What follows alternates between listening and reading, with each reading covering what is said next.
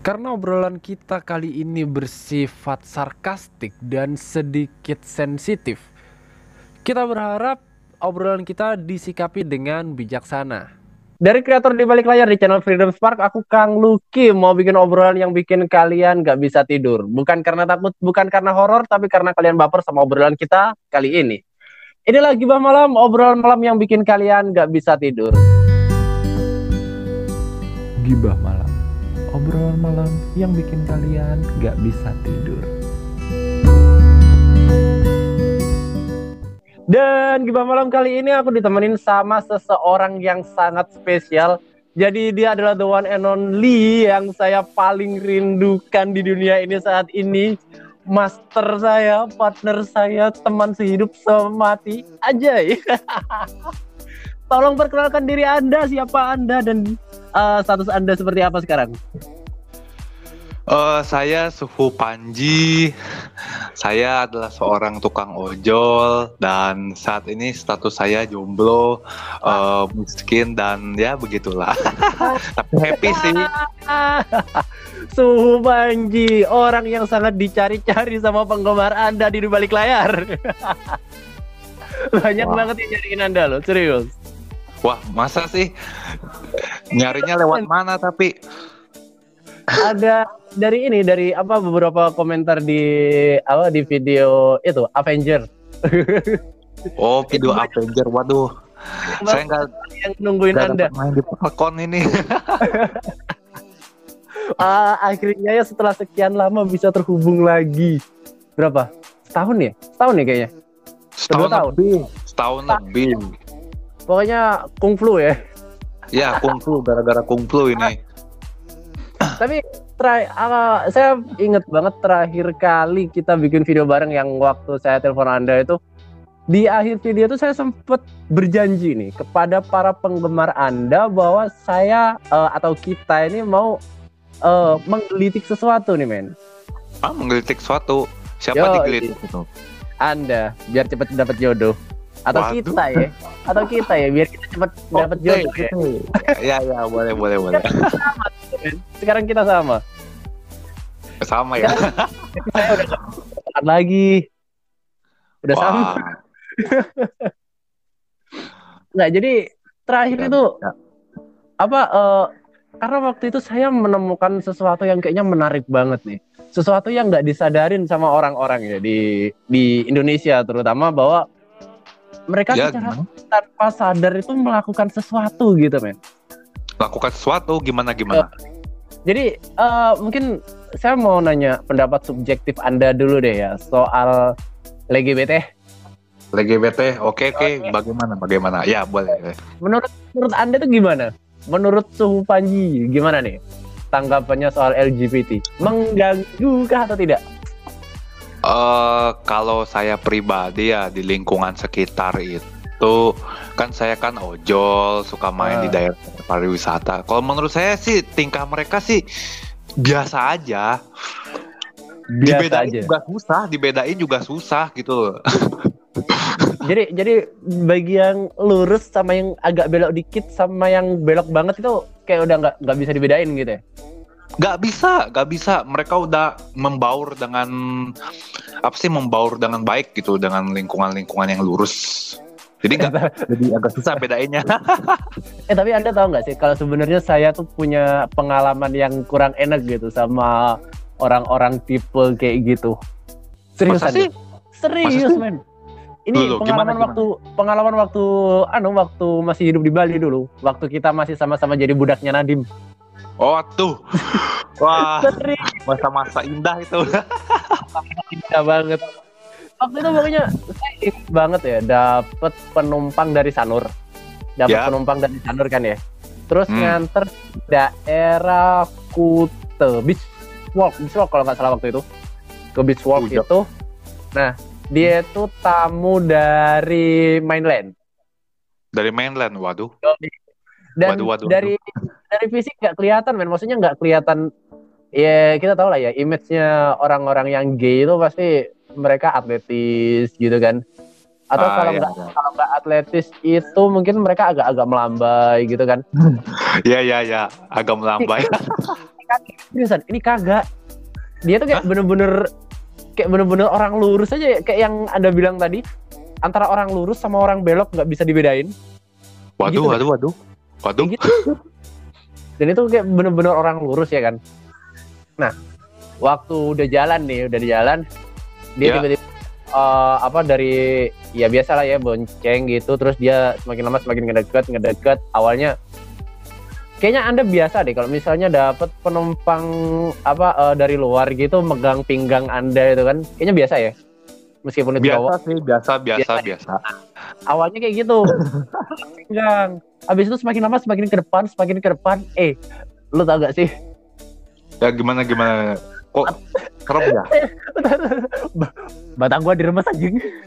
Waduh. Remes. Serius. Wow. Awalnya saya ngira itu cuma nggak sengaja gitu kan. Awalnya saya ngira nggak sengaja. Ternyata semakin lama diterus-terusin dong kayak gitu. Tar. Itu kayaknya saya kayaknya pernah deh kejadian kayak gitu beberapa kali. Tapi pelakunya bukan dari luar ya. Serius? Ini tuh orang lokal. Gimana tuh? Ada sih kalau nggak salah tuh yang langganan gitu kan, ke mana tuh, ke Uluwatu. Dia kerjaannya di Uluwatu tuh. Dia udah nikah, udah berkeluarga gitu loh. Cowok udah berkeluarga dia. Dan Wah, gila. ini loh, saya bingung. Itu juga ini pertama-tama dipegang kan, pinggangnya dipegang. Ya itu di akhir-akhir tahu-tahu udah di bagian terlarang aja. Waduh. berarti sekarang Anda udah gak berjaga ya men? Tuh gimana ya, saya bingung saya ngejelasinnya ini. tapi duitnya nggak bisa nolak juga. Anda mending ini kita adu nasib ya. Adu nasib ya. Enggak serius kita adu nasib ya. Anda mending duitnya banyak. Saya nggak dikasih tip anjir. Nggak dikasih tip? Nggak ada tipnya. Dapat ngeremes nggak dikasih tip, astaga. Tapi waktu itu sempat akhirnya ada perlawanan sih ya dari saya. Ya gimana pun kita kan orang yang masih berusaha untuk ada di jalan lurus gitu. Jadi saya ngelawan gitu, maksudnya sempet akhirnya saya berhenti. Terus habis itu saya bilang ke dia, kamu mau berhenti turun di sini, kamu mau berhenti ngelakuin itu atau turun di sini, saya bilang kayak gitu. Jadi ya udah, akhirnya dia turun gitu di situ. Terus sih sebenarnya ini akhirnya sejak saya balik ya ke daerah air yang nggak pernah bau apek. Ya, saya tahu kok, sangat tahu. Air harum, asik. Nah, ya. Itu saya menemukan sebuah fakta nih men. Ini fakta valid tidak terbantahkan. Bahwa sebenarnya di Indonesia, terutama di daerah Pulau Jawa itu mereka mendukung yang namanya LGBT nih men. Kok bisa? Bukannya kita secara umum itu anti gitu loh sama mereka. Secara umum ya, kalau saya sih ambigu sifatnya, bukan anti, ambigu. Tapi Anda masih lurus kan Mas? Aduh, jangan sama yang 3D, sama yang 2D aja. Saya masih masih susah menahan gitu loh lawan jenis itu. Yang 2D ya. Tapi gini. Ya. Akhirnya setelah saya di Banyuwangi nih ya,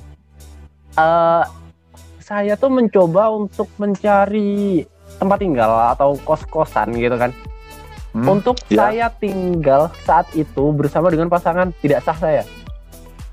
Pasangan tidak sah. Yoi, cewek dong, masa cowok. Saya masih berusaha untuk lurus gitu kok. Kayak jatuh gitu ya. Nah, tapi kenyataan yang saya temukan di jalanan adalah terlalu banyak kos-kosan khusus cewek dan khusus cowok.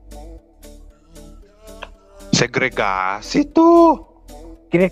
Kira-kira menurut Anda itu mengindikasikan mereka mendukung nggak sih? Wah, Atau biasa ini aja? ini Atau ini biasa terus aja? terang, pinter ini. Ayo. Maksud saya tuh, saya nggak pernah kepikiran loh kalau ternyata segregasi gender, segregasi kelamin aja, itu tuh ternyata malah memuluskan sikap kita secara tidak langsung mendukung LGBT. Jadi ya Nah, gimana ya? Katanya yang normal itu yang plus sama minus. nah, Ini malah yang plus sama plus, minus sama minus dikasih. Yang plus minusnya dilarang. Gimana sih ceritanya coba? nah makanya saya nyari tempat tinggal buat saya dengan pasangan tidak sah saya tuh susah banget men. Dan di situ yang banyak itu di daerah Banyuwangi khusus cowok dan khusus cewek. Saya pernah nih nemuin salah satu kos-kosan sih ya, bukan bukan punya saya juga sih sebenarnya. Di salah Oh ya satu ya. kos-kosan itu khusus perempuan dan satu Ya. kamar itu kan biasanya memang tidak hanya dihuni sama satu orang kan. Dihuni oleh minimal dua orang itu minimal dah ya. Nah, Ya ya. di situ yang mengisi ya emang bener dua-duanya tuh cewek men. Tapi yang satu tampilnya kayak cowok. Buci, tomboy-tomboy gitu. Waduh. Yang satu penampilannya cewek asli. Kira-kira mereka ngapain tuh di kamar berdua ya? Waduh. Saya curiga jangan-jangan yang cowok itu botak lagi. Pakai tindik lagi di hidungnya. Aduh, Iya, kayak sapi gitu. aja. Kayak gitu. Serius. Serius men. Aduh, gimana nih? Nah, di Indonesia terutama di Jawa yang katanya menjunjung tinggi adat ketimuran, tidak mendukung atau bahkan apa namanya melawan anti dengan perzinahan gitu kan, anti Ya. dengan LGBT, ternyata secara nggak langsung mereka mendukung LGBT dengan cara mereka bikin kos-kosan khusus laki-laki dan khusus perempuan. Mereka nggak tahu nggak kalau misalnya cowok sama cowok sekamar itu mereka bisa main itu. Main. Dan jangan lupa men, Ya, rata-rata gimana? ya yang digerebek sama Satpol PP entah itu di kos-kosan maupun di hotel-hotel kaki lima, bukan bintang 5, hotel-hotel kaki lima ya kan. Ya. Itu rata-rata pasangan mesum cewek sama cowok men. Coba kalau misalnya ada Satpol PP datang ke kamar hotel atau kamar kos-kosan, waktu mereka gerebek itu isinya cowok sama cowok atau cewek sama cewek, mungkin mereka nggak jadi ngegerebek men. Mereka nggak bakal curiga itu mereka berdua ngapain di dalam kamar sejenis. Coba kalau cewek sama cowok langsung disikat. Nggak tahu lah. Ya Kalau misalnya ampun. cewek sama cewek itu cowok sama cowok itu mereka sebenarnya bisa main di dalam itu. Ayo loh, aturan yang mana nih sekarang yang mau dibikin? Kalau udah kayak gitu. Emang saya pernah sih baca kalau soal apa sih aturan yang kurang ajar ini mulanya dari 2005 2003 2003 gitu tuh. 2005 ya. Ya. Gimana tuh? Jadi sebelum itu kita yang mau berbuat nakal dengan lawan jenis itu nggak masalah sih.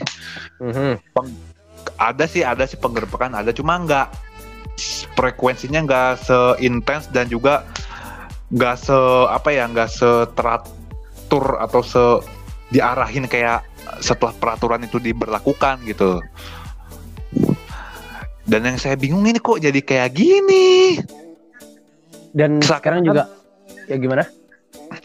Jadi tuh orang Indonesia yang katanya berbineka itu, yang katanya beragam budayanya, agamanya apa, dipaksa untuk hanya mengikuti moral satu pihak aja.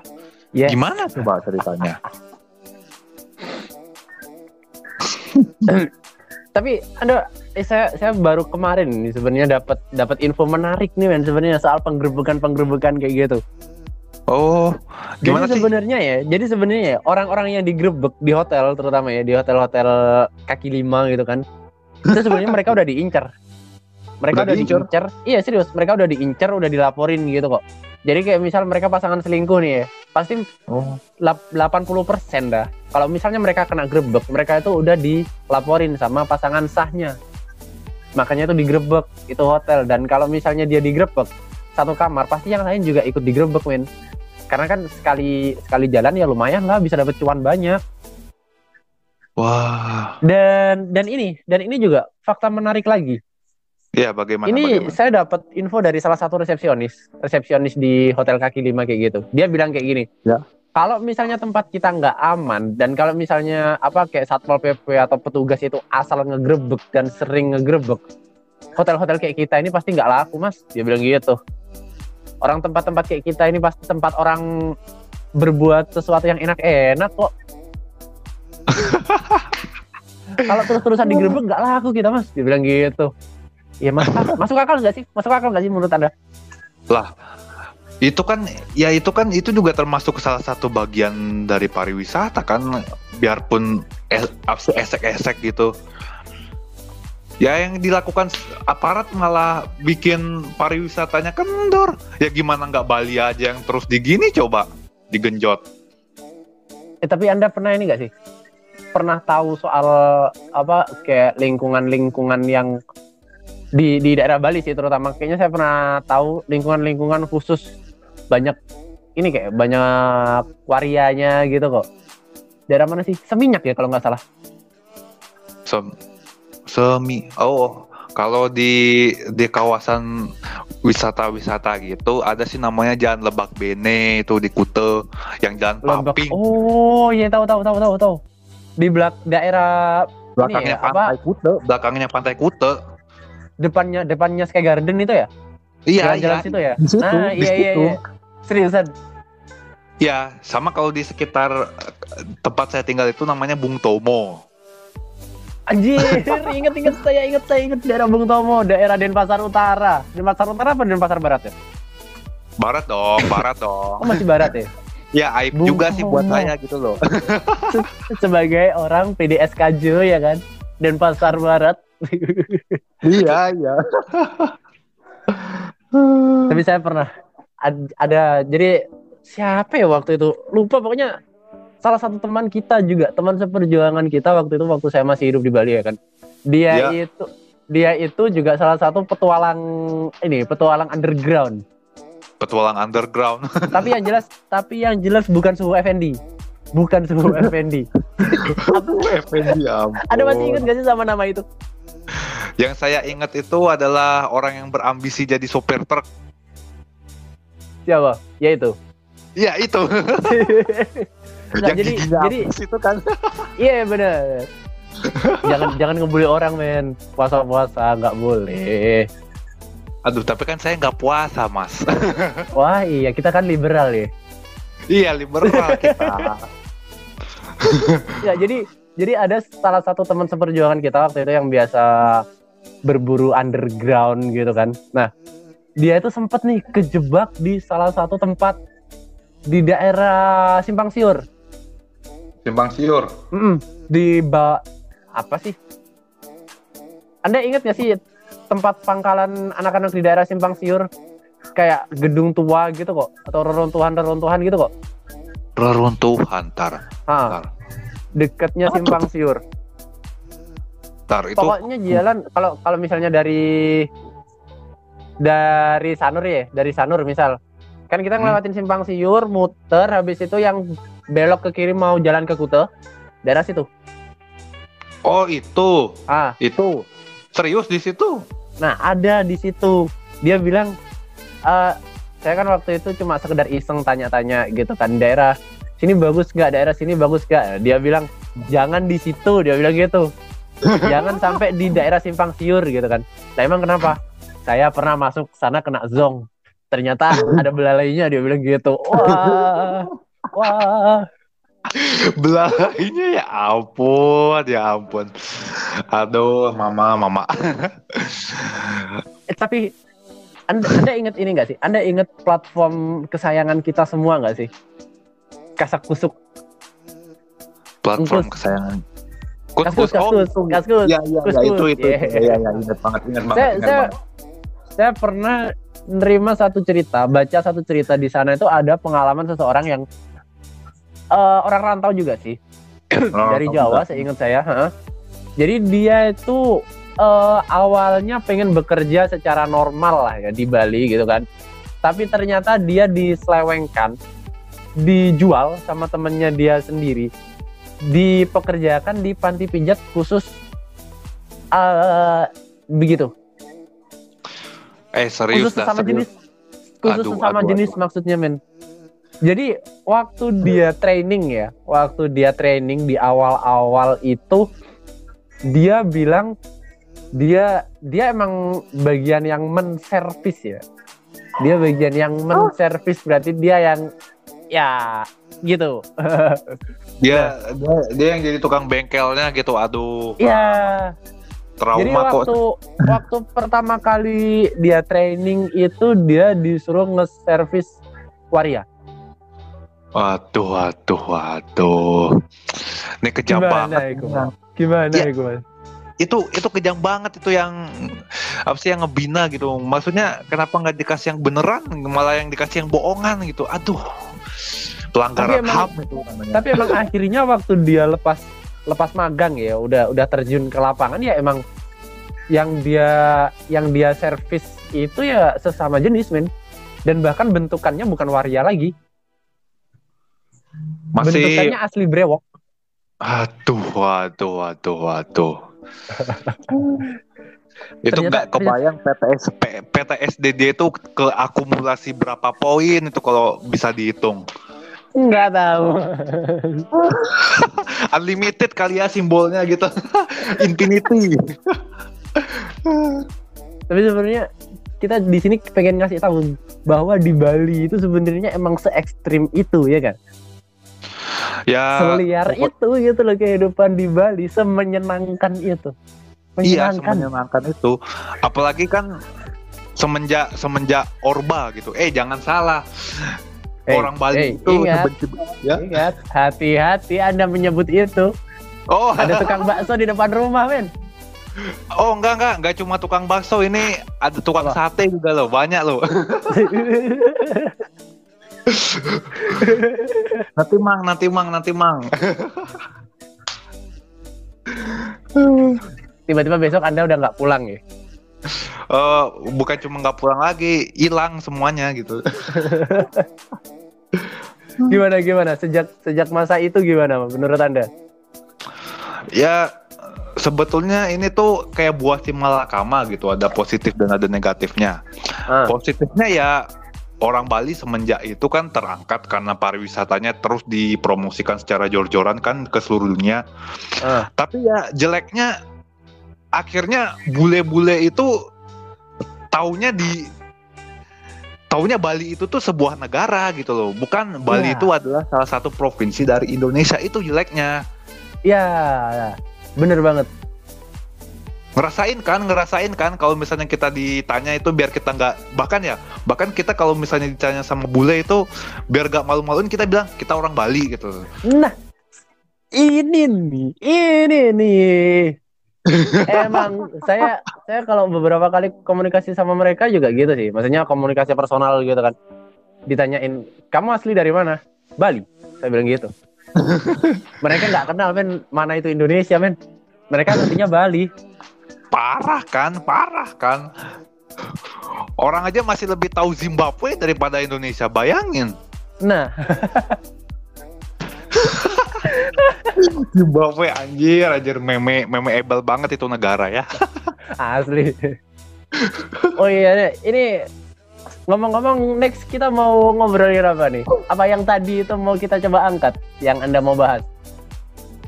Jangan deh terlalu sensitif, kasihan juga saudara-saudara kita di sana. Itu terus terang sebetulnya buat ngeblok preman besar yang lagi bertingkah sih.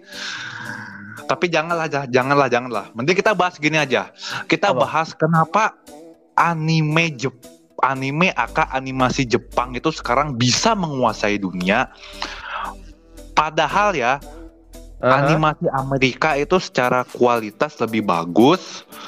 Secara kasat matanya, budget juga lebih banyak. Tapi kenapa animasi Jepang ini yang bisa menguasai sebagian pasar dunia? Padahal memperhatikan kesejahteraan para animatornya saja belum bisa. Itu. Saya tahu jawabannya men. Serius, saya tahu jawabannya. Itu adalah Antek Remason. Wah, Anda korbannya Mardigu ini. Wah, kayaknya mulai sensitif nih. Nggak bisa dilanjutkan kalau seperti ini.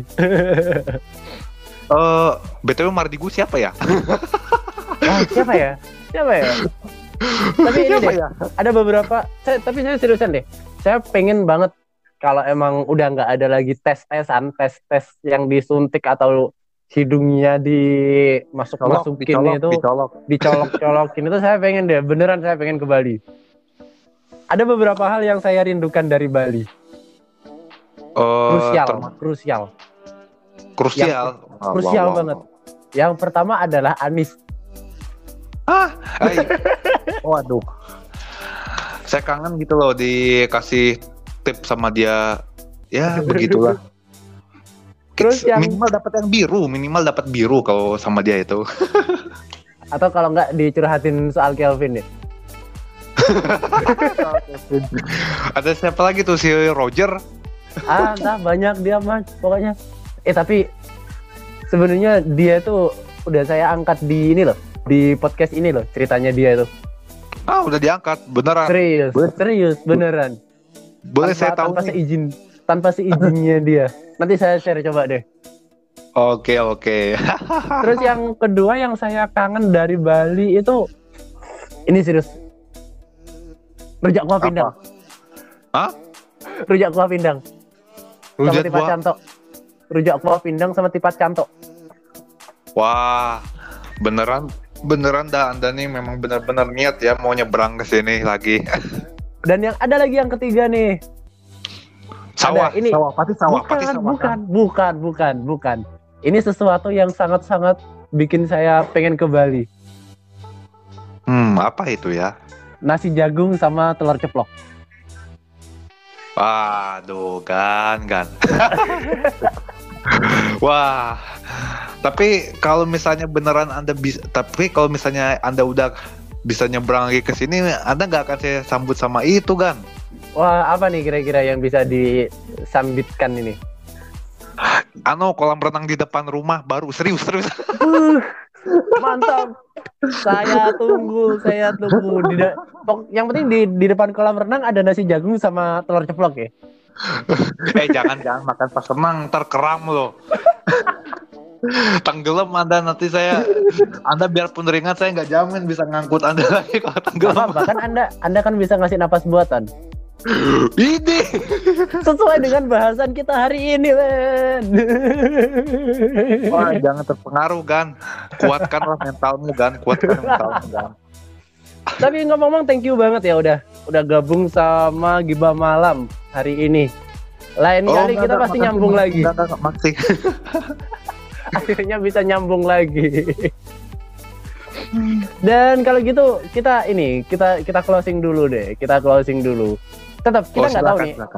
Kita nggak tahu nih ada yang nyambung, ada yang mampir ke sini atau enggak. Tapi kita akan tetap selalu mengapresiasi meskipun itu hanya satu orang yang mampir ke sini, men. Wah, bisa lah diatur. Dengan ucapan terima kasih udah nonton, terima kasih udah dengerin siaran ini. Aku Kang Luki dari Freedom Spark, dan Anda siapa? Saya Su Panji, tukang ojol. Terima kasih udah dengerin siaran ini, dan jangan lupa bersyukur. Hore. Jangan lupa bersyukur loh, iya kan? Itu punya kita dari dulu itu. Jangan lupa bersyukur. Betul. Meskipun lagi jomblo, nggak ada duit, tapi tetap jangan lupa bersyukur. Ya, jangan lupa bersyukur. Thank you men ya. Yo, sama-sama.